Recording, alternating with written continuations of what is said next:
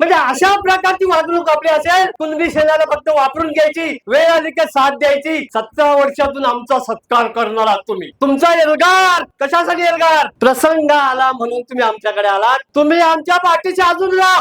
तुमचं काम आम्ही नक्की करू, पण उंदरासारखे पळू नका. आम्ही कामाला होत आता, आम्ही कसे होऊ? तुमच्या आई वडील पाठवायला आंदोलनाला. हा TDC मध्ये टिपायला 25 लाख रुपये. तुम्ही कुठल्या पार्टीत काम करत असाल तर विचारा. काम घ्यायचं असेल तर आता 5% द्या साहेब, 7% असतील तर तो पुढारी, तो कार्यकर्ता पण त्या पार्टीचा असला तरी चालेल, 7% द्या. आमच्या मनात तळमळ कुणबी सेनेच्या बाबतीत आज सुद्धा आहे, उद्या सुद्धा राहील. आम्ही कुठल्याच पक्षाचं काम करत नाही.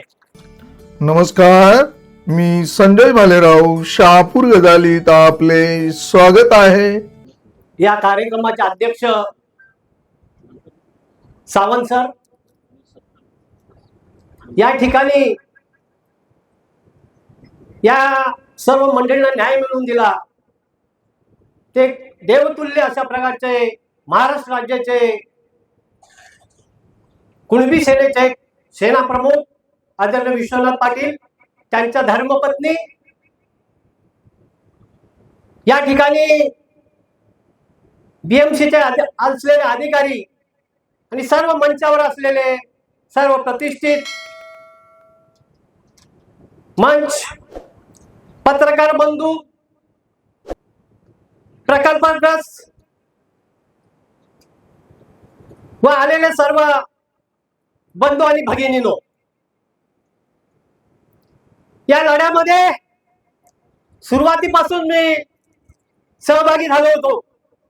पण माझा एक आहे, माझी स्पष्ट वक्ती आहे, मागे पुढे कुठली गोष्ट ठेवायची नाही. अनेक आंदोलनामध्ये या पाटील साहेबांच्या नेतृत्वाने आपल्या सर्व प्रकल्पग्रस्तांना न्याय मिळाला. परिसरातील सर्व असलेल्या लगतच्या गावांना न्याय मिळाला. एक कुटुंब या ठिकाणी उभं राहा अशा प्रकारची भावना त्यांनी निर्माण केली आणि ती पार पाडली. ती पार पाडीत असताना अनेक लोक आज शहीद झाले. खरोखर गोजड्यांचा या ठिकाणी नामोल्लेख केला. शरद पाटलांच्या घरी या प्रकल्पग्रस्तांची एक मीटिंग होती. त्या मीटिंग मध्येच त्यांना हृदयविकाराचा झटका आला. म्हणजे आपल्याला आपलं काम होणार, म्हणजे अति उत्साही झाले ते, आणि ते तुमच्या आमच्यासाठी शहीद झाले. अशा अनेक कुणबी सेनेमध्ये काम करणारे, प्रकल्पग्रस्तांना न्याय मिळवून देणारे अनेक लोक आपल्याकडे नाही आहेत. त्यांना मी वंदन करतो की अशा प्रकारची ही भूमिका कुणबी सेनेने घेतली. हे एकच उदाहरण देतो, बाकी सगळं भारूड झालेलं आहे की तानसामध्ये जेव्हा 35 तासाचा याच ठिकाणी आपला धरणा धरा आंदोलन झालं, त्यावेळी योगेश भाऊनी सांगितलं गोष्ट खरी आहे की जवळचे लोक झोपायला गेले, ठराविक आम्ही अडकलो, बाहेरचे लोक येऊन मांडीचे झोपलो. पण सकाळीच्या वेळी मार्क्सवादी कम्युनिस्ट पक्षाचे धोंडीच्या धोंडी यायला लागल्या. पोलीस प्रोटेक्शनला विचार पडला, BMCच्या अधिकाऱ्यांना विचार पडला की आता काय होणार. या ठिकाणी SRP आले, राखीव झाले, ते पोलीस आले, मिलिटरी आली. आता काहीतरी घडणार. आम्ही पण चलाक होतो, आम्ही पण त्यावेळी ठिंगी टाकली एक की या तानसाच्या परिसरामध्ये ग्रुप मध्ये लोक गेलेले आहेत. काय होईल त्याची शक्यता आम्हाला सांगता येत नाही. आणि त्याची जबाबदारी ही कुणबी सेनेची नसेल, विश्वनाथ पाटलाची नसेल, ही प्रशासनाची असेल. त्यानंतर थोडी हालचाल चालू झाली.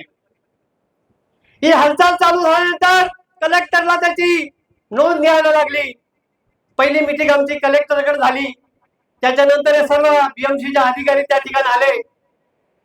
कलेक्टरनी या अधिकाऱ्यांना सांगितलं की तुमचं हे तुमच्या आयुक्तांशिवाय हा प्रश्न मिटणार नाही. काय असेल ते प्रश्न मिटवून टाका.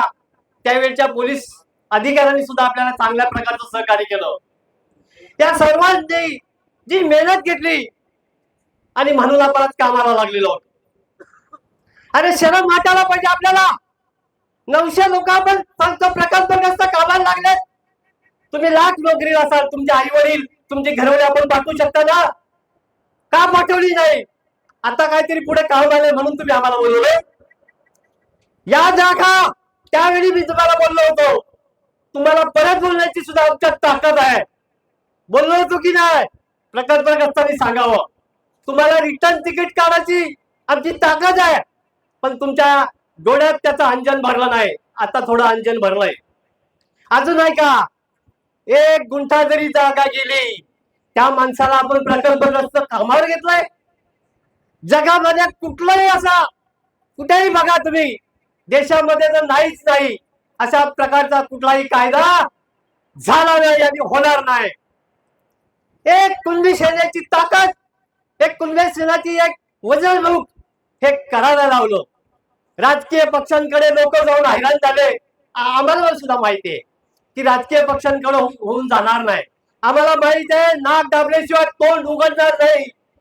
ते तोंड विश्वनाथ पाटलांनी तुमच्या आमच्या सर्वांच्या सहकार्याने उघडायला लावलं आणि कायदे बदलायला लावले. अहो किती पुढारी झाले हो. तुम्ही फुकट कामाला लागलात. तुम्हाला 10,000 रुपये संघटनेला देता आले नाही. लाज वाटते तुमची. 50-50, 60-60 हजार रुपये तुम्ही पगार घेता. जरा तरी शरम तुम्हाला आहे का? म्हणजे अशा प्रकारची वागणूक आपली असेल, कुणबी सेनेला फक्त वापरून घ्यायची, वेळ आली की साथ द्यायची. 17 वर्षातून आमचा सत्कार करणार आहात तुम्ही. तुमचा एल्गार कशासाठी एल्गार?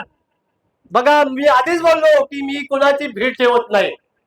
जे सत्य आहे ते बोलतो, कडवळी ते बोलतो, कोणाला पटवलं तर नसं पटो. म्हणजे अशा प्रकारची ही एक चांगली भावना निर्माण करून आज तुम्हाला न्याय दिला आणि तुम्ही आम्हाला अशी वागणूक देता. प्रसंग आला म्हणून तुम्ही आमच्याकडे आलात. तुम्ही आमच्या पाठीशी अजून राहा. तुमचं काम आम्ही नक्की करू, पण उंदरासारखे पळू नका.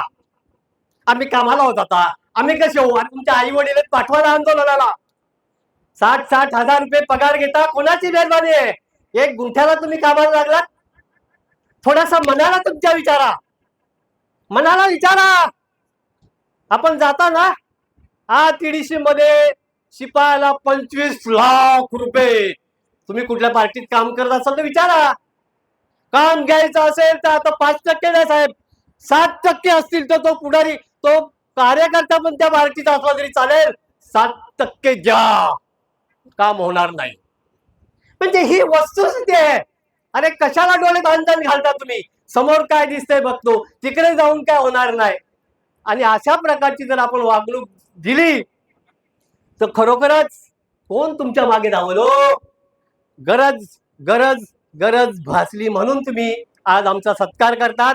आमच्या मनात तळमळ कुणबी सेनेच्या बाबतीत आज सुद्धा आहे, उद्या सुद्धा राहील. आम्ही कुठल्याच पक्षाचं काम करत नाही. थोडे दिवस मी बाहेर होतो, साहेबांना बोललो मी मला काही जमणार नाही. कारण हे ज्यांच्यासाठी करतो आपण त्याला त्याचं काहीच नाही. आपण नुसते उरकुटून काय फायदा त्याचा? आपण आंदोलन करायचं, आपण त्याग करायचा, आपण कुटुंबाला बाहेर ठेवून हे करायचं, यांचं कुटुंब उभं करायचं. आणि हे दलिंद्री लोक, हो दलिंद्री मी सांगतो तुम्हाला. म्हणजे अशा प्रकारची भावना आमच्या मनामध्ये निर्माण करायला लावली तुम्ही. आज या ठिकाणी हे मंडप भरायला पाहिजे होता. मगाशी सांगितलं ना, मेवणीचं लग्न असलं तर 8 दिवस रजा. मेवणीचं लग्न असं 8 दिवस रजा. साडू करायला कसं 4 दिवस रजा. अरे 1 दिवस तुम्हाला रजा काढता आली नाही. ज्या माणसानं तुम्हाला तुमचं कुटुंब उभं केलं त्या माणसाचा आज सत्कार या ठिकाणी होणार आहे.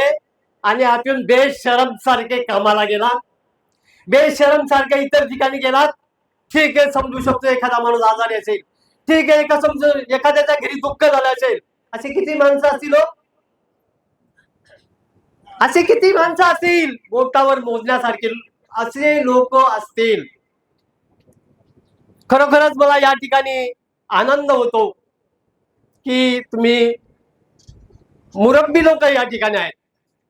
कफनचोर लोक या ठिकाणी आलेले दिसत नाही, पण त्या कफनचोरांना सांगा तुम्ही आले नाही, तुमचा कार्यक्रम झाल्याशिवाय राहणार नाही. भरपूर लोक बोलायचे, मी माझ्या परीनं उलटी पिसं काढण्याचा प्रयत्न केलाय.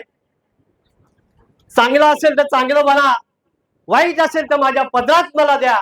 एवढं बोलून या ठिकाणी माझे 2 शब्द संपवतो आणि संयोजकांनी मला बोलायची परवानगी दिली. हे महत्वाचं आहे बाबा, हे फार महत्वाचं असतंय.